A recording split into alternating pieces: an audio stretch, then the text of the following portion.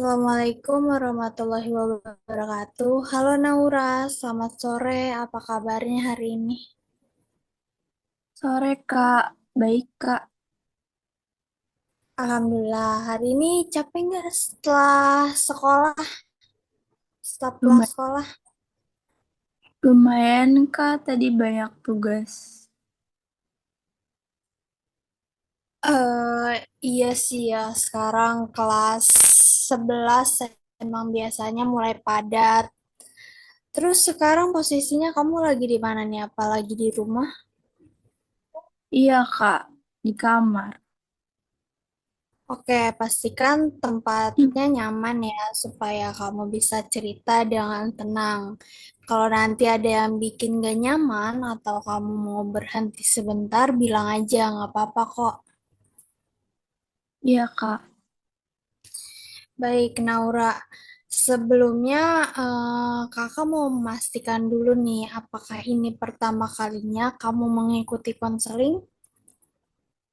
Iya Kak, baru pertama kali jujur agak gugup. Baik, Naura, sebelum kita masuk ke cerita kamu, kakak mau jelasin sedikit dulu ya tentang apa sih konseling itu, karena kamu kan tadi bilang kalau ini pertama kalinya. Iya Kak. Jadi, konseling itu adalah proses bantuan antara konselor dan klien, di mana konselor membantu klien memahami masalah yang sedang dialami, perasaan yang dirasakan, dan mencari solusi yang paling sesuai untuk dirinya. Di dalam konseling itu ada 4 asas penting. Misalnya yang pertama tuh asas kerahasiaan. Artinya semua yang kamu ceritakan di sesi ini tidak akan kakak sebarkan ke orang lain. Yang kedua, asas kesukarelaan. Kamu mengikuti konseling ini karena keinginan kamu sendiri, bukan paksaan orang lain. Yang ketiga, asas keterbukaan. Artinya kamu bebas bercerita apapun sejujur mungkin sesuai dengan kenyamanan kamu. Dan yang keempat ada asas kemandirian. Artinya nanti keputusan tetap ada di kamu, bukan dipaksakan oleh kakak sebagai konselor kamu. Jadi di sini kakak bukan untuk memarahi atau menghakimi kamu, tapi menemani kamu mencari jalan keluar atas masalahmu. Sampai sini apa kamu bisa paham? Iya Kak, paham. Aku jadi lebih tenang. Alhamdulillah kalau begitu kita lanjut ya. Nah, Naura, apa yang membuat kamu memutuskan untuk mengikuti konseling hari ini? Karena nilai aku turun Kak, dan itu gara-gara aku kebanyakan main game. Oke, terima kasih sudah jujur bahwa nilai yang turun itu di pelajaran apa saja. Matematika sama bahasa Inggris Kak. Terus sebelumnya nilai kamu bagaimana? Biasanya lumayan, nggak jelek banget. Berarti perubahan ini cukup terasa ya buat kamu. Iya, Kak. Nah, sekarang kita bahas soal gamenya nih. Game apa yang paling sering kamu mainkan sehingga kamu lupa waktu dan membuat nilai kamu turun? Game Roblox, Kak, namanya yang bisa main bareng temen. Terus sejak kapan kamu sering main game? Sejak kelas 10 akhir, Kak. Dan dalam sehari biasanya kamu main game ini berapa lama? Bisa aja, bisa 5 jam lebih, Kak. Kadang sampai malam. Cukup lama ya. Dan kalau sedang tidak main game nih, apa sih yang kamu rasakan? Gelisah, Kak. Pengen cepet-cepet main. Berarti dari cerita kamu nih kelihatan kalau game ini menjadi hal yang sangat penting dibikin kamu senang, tapi di sisi lain juga bikin kamu tertekan. Iya, Kak, bener. Terus bagaimana perasaan kamu pas melihat nilai kamu turun? Sedih, kecewa sama diri sendiri. Perasaan seperti itu wajar, Naura. Artinya kamu masih peduli dengan pendidikan kamu. Nah, kakak jelasin sedikit ya. Dalam psikologi, kecanduan game termasuk perilaku adiktif, di mana perilaku yang sulit dikontrol meskipun sudah tahu nih dampak negatifnya apa. Nah, dalam teori behavioristik, game memberi penguatan berupa rasa senang, menang, dan pengakuan, sehingga otak kamu tuh ingin mengulanginya terus-menerus. Sedangkan dalam cognitive behavioral terapi atau CBT, kecanduan itu dipengaruhi oleh tiga.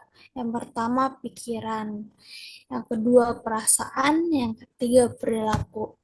Pikiran itu contohnya seperti apa sih? Seperti saat bermain game itu kamu merasa bikin tenang, dan perasaan itu muncul perasaan senang, lega.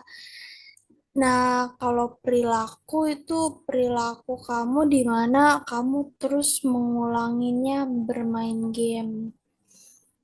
Dari ketiganya ini saling mempengaruhi. Apakah itu sesuai dengan pengalaman kamu? Iya, Kak, aku ngerasa kayak gitu. Biasanya apa yang kamu pikirkan sebelum kamu mulai main game? Pikiranku kayak cuma sebentar. Dan setelah main, apa yang terjadi? Kebablasan, Kak. Nah, pikiran itu disebut pikiran otomatis. Dan kita akan belajar mengubahnya pelan-pelan ya. Naura, setelah kita bicara cukup panjang, kakak mau ngajak kamu masuk ke dalam mencari solusi. Dalam konseling, tahap ini penting, tapi perlu kamu ingat ya, solusi itu enggak ditentukan oleh kakak sebagai konselor kamu, melainkan oleh kamu sendiri. Ini sesuai dengan asas kemandirian dalam BK. Sebelum kita menentukan langkahnya, kakak mau tanya dulu nih, menurut kamu apakah kamu ingin berhenti total main game atau menguranginya secara bertahap? Kalau berhenti total kayaknya berat, Kak. Jadi mungkin dikurangin dulu.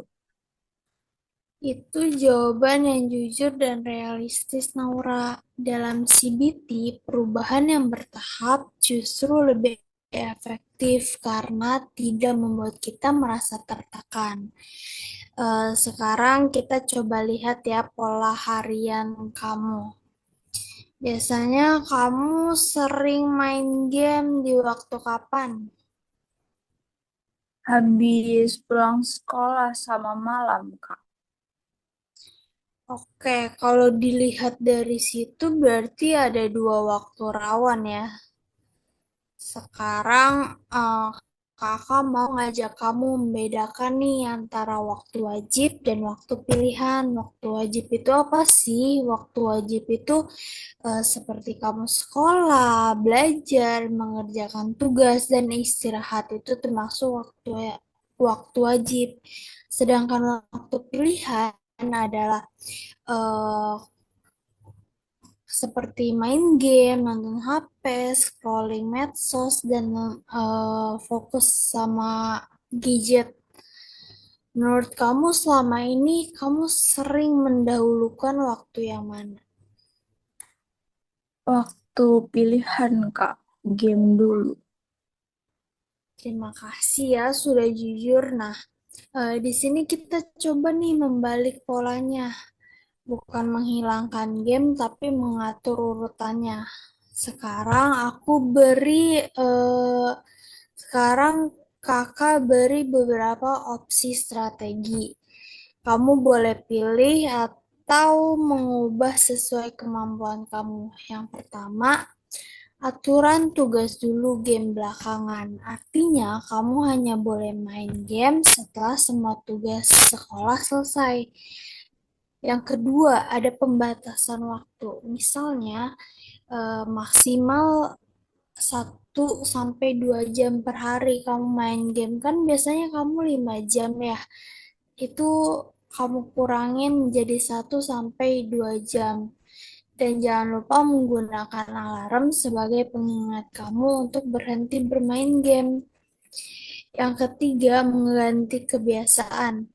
Saat kamu ingin main game, kamu alihkan dulu nih ke aktivitas lain seperti mandi, makan, atau ngobrol dengan keluarga.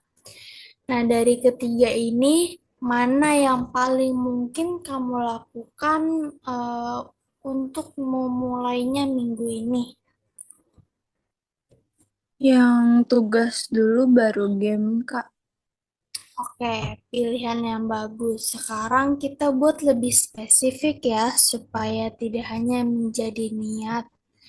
Misalnya, setiap pulang sekolah, aku mengerjakan PR minimal 1 jam sebelum membuka game.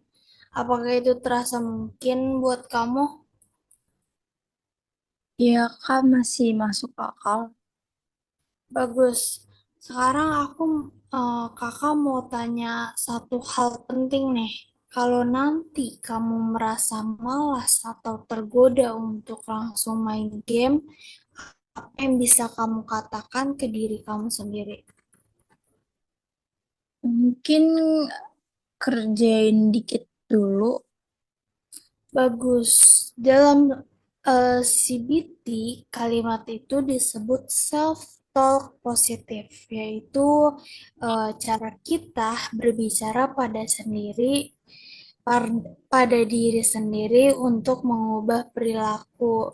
Sekarang kita bahas soal penguatannya ya. Kalau kamu berhasil menjalankan aturan ini, kira-kira hadiah kecil apa yang kamu berikan ke diri kamu sendiri? Main game tanpa rasa bersalah. Nah, itu contoh penguatan positif. Dalam teori behavioristik, perilaku baik perlu diperkuat supaya bisa bertahan. Sebaliknya, kalau suatu hari kamu gagal, kamu harus ingat 3 hal ini. Bahwa itu bukan kegagalan total dan itu sebagai bahan evaluasi kamu dan kamu bisa mencobanya lagi besoknya. Terakhir aku mau kamu menilai sendiri. Dari skala 1 sampai 10, seberapa yakin sih kamu bisa menjalankan rencana ini? Sekitar 7, Kak. Oh, 7 ya.